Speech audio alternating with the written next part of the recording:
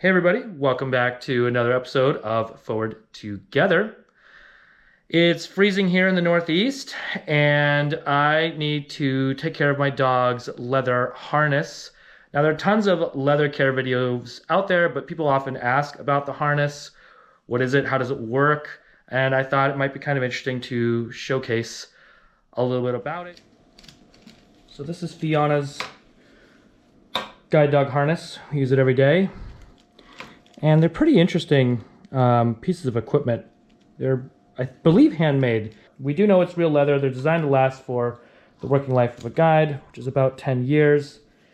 So what I'm doing is just removing what's called the belly strap. It's underneath the dog. It's what buckles underneath. In this case, this one uses an S-hook. This is your pretty traditional standard harness design. Most guide dog schools use these, but there are some variations now. I'm sure this is a full grain leather. It definitely acts and looks like it.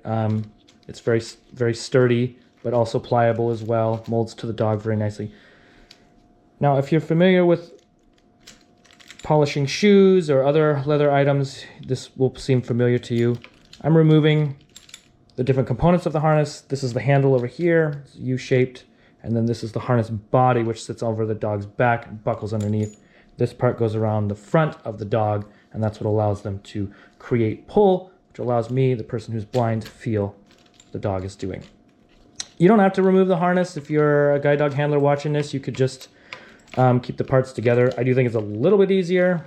Mine's also easy to disconnect because I have these quick connect. They're stainless steel little buckle clips. So we're going to disconnect those. I think this is called a quick connect harness. So here's all the sort of component parts. Now that we have kind of separated from one another. I'm mostly focused on this belly strap because this is what touches the salt. This is what the dog lays on in public, so it collects a lot of dirt and yucky stuff.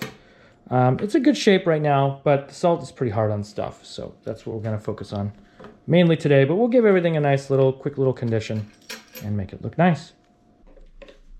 Now, if you have polished maybe a pair of leather shoes or boots, these tools are going to look familiar to you. I've got some Venetian shoe cream here, almost out of it. Really good stuff, gives just a nice sort of medium shine. It's not spit shine or anything, not a mirror finish, which is, I don't want that for this. This is just, for utility. Of course, a rag for brushing anything off. I also have a horsehair brush. I sometimes use this, but the harness pieces are pretty small, they're pretty narrow, so I find that just even using a microfiber cloth here is just as effective. So I'm just going to start by cleaning off all the dirt. I do regularly wipe down this harness. I think that's a good practice to get into, especially for out in the salt or, just, I don't know, it's amazing how dirty sidewalks are. You don't really realize that, I think. And the dogs too, when they're walking, their paws tend to kick up a lot of sort of dirt and dust and things of that nature. And I don't have a formal studio here, so I'm literally just doing this on my countertop, but I think you get the picture. Now, Venetian shoe cream comes in some different colors. I just get the neutral stuff, works on everything. It doesn't really darken the leather, but it does nicely condition it, and that's what we're after right now. And I just put it in my hand just like you would with moisturizing cream for your face or your skin. I mean, leather is technically skin, and I'm just gonna rub it in here. And again, I'm not a professional leather expert. I'm not a shoe cobbler. I'm just a guy that likes his stuff to look good, but for what I need it to do, I put way too much on here. Fun fact. This is good enough. Now, again, test it in an inconspicuous part. They always say that, like the bottom here, you could do it. I'm going to wipe some of this up here and set this aside. You don't want to put too much conditioner on because if the leather gets over-conditioned, it'll get too soft, and that can create other issues. But I think everybody's harness could benefit from a little bit of conditioner every now and again, every few months, more if you're sort of trudging through the salt. And I actually can feel I can feel how the leather is soaking excuse me, how the conditioner's soaking in to the leather as well, which kind of helps me. Like, it's actually pretty thirsty. It probably could use a little bit more, but I don't want to over condition. And then these other parts are not quite as they don't receive quite as much heavy duty use in this exposure. Trying this new style on our channel. If you've watched any of our other videos, the Forward Together channel is a little bit of everything. A little bit of travel vlog, a little bit of life hacks, how we do things as a couple who are blind and our 2 guide dogs. If you haven't seen any of our other videos, give us a watch. We're a small channel. We're no influencers, but, you know, we're just trying to do our thing and show people's perspective. I think that's what's really cool about Facebook Reels and YouTube and some of the other video platforms out there, is it's more about perspective than it is about how big you can get, at least in my opinion. There is a little brush called a dopper. You can use those as well. I think that honestly your fingers are just as good. Stay away from oils, anything that's going to dye the harness. I'm also not putting anything on the inside of the harness where it touches the dog, because I don't want any of these chemicals, even though they're going to be polished out and essentially soaked into the leather. I also don't want them to hurt the dog, hurt the dog's fur, or their skin, right? That would create a bunch of issues as well. So be aware of that. Like I said, I've had good luck with Venetian shoe cream. It's not cheap, but it's a little bottle like this is going to last you a long time. Do the handle. The handle is just made of steel. I believe it's what's underneath. It's actually polished, which is pretty interesting. I would think that they wouldn't need to polish it if they're wrapping it in leather. But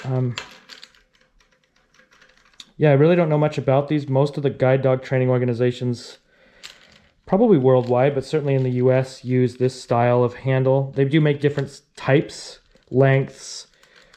You know, if you have a different type of grip, they make those as well. The one I'm using, my dog walks fast, but doesn't pull overly hard. So these buckle clips that connect it to the harness handle to the body actually gives me more of a consistent feeling pull, meaning when the dog speeds up and slows down, I'm feeling the same level of pull, as opposed to other types where you might have almost like a chain link in between.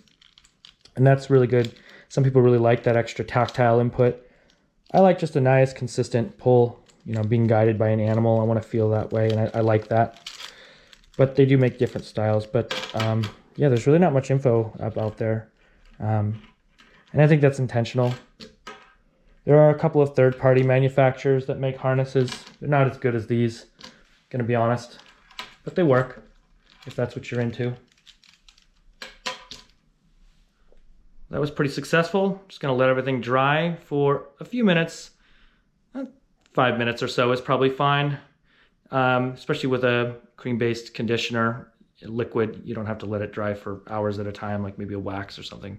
And then we will wipe off the residue and buff everything out.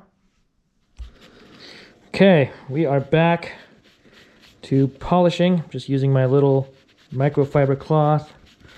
Again, I have used the horsehair brush. I actually just find the cloth to be a little easier for buffing with these thinner straps. If this was a pair of shoes, it'd be a different story. Actually, where the horsehair brush kind of comes in handy is on the edges of the leather. Going to the harness body now. I didn't put as much on here, so there's less buffing with this particular product. And again, it's not going to hurt the dog if you do it on the outside. I've been doing this for years and had really good luck. Always be cautious, be aware. It does keep the harness in better shape if you do this. They all develop patina, that's leather, that's what leather does.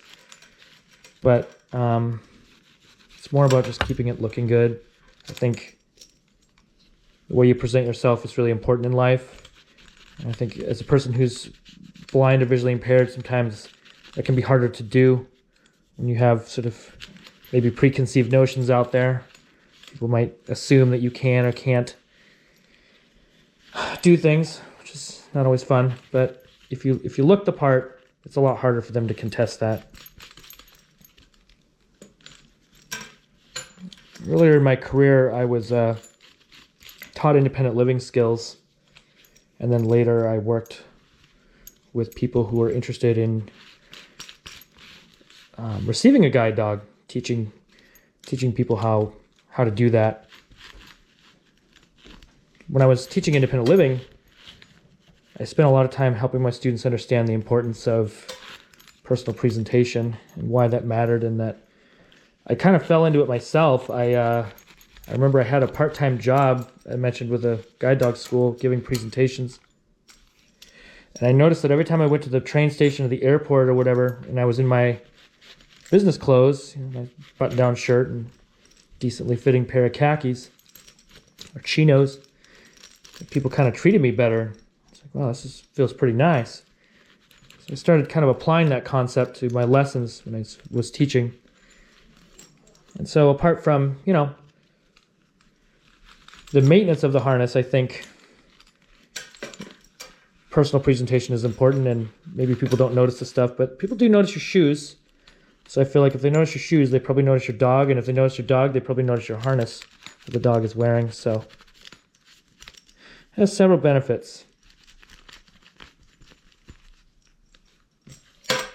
Now, going around these metal fasteners, you can simply just wipe them clean, especially if you don't get the conditioner on them. That's probably the best. It does leave a slight sticky residue that does go away, and especially if you buff it out. If you leave it for a while and it still is sticky or tacky, you might want to continue buffing it out, because it means it's just sitting on the leather and it's not going to dry or anything. So you do want to make sure that takes place. Otherwise, the dirt, salt, anything is going to stick to that liquid that's kind of trying to dry on the leather. So be sure and get it should feel nice and smooth and be a little bit shiny at the end. I would not recommend using wax on this. It'll just crack. And again, we don't want to put any more on this than we have to. This is really just for maintenance and a little bit of looks. And interesting fact, for anybody that maybe is new to the guide dog experience, the guide dog school technically owns the equipment. So they give it to you to use, but they technically own it. And so I always feel kind of like you should try to take as care of it when you can.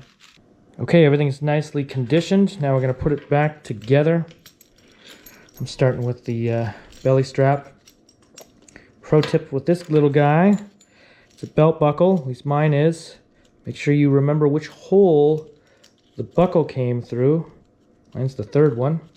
Otherwise, you could have a harness that's too tight or too loose, and nobody wants that. Definitely your dog. There are a couple of optional steps you can take as well. One of those is waterproofing. I did do that this time on just the belly strap because I wanted there to be a little extra protection where it's coming into contact with the salt and the moisture and that sort of thing. But if you lived in a really rainy climate, maybe out in the Pacific Northwest, you could waterproof. Just make sure you're using a waterproof spray that's natural. I used Cobbler's Choice. I've had good luck with it over the years.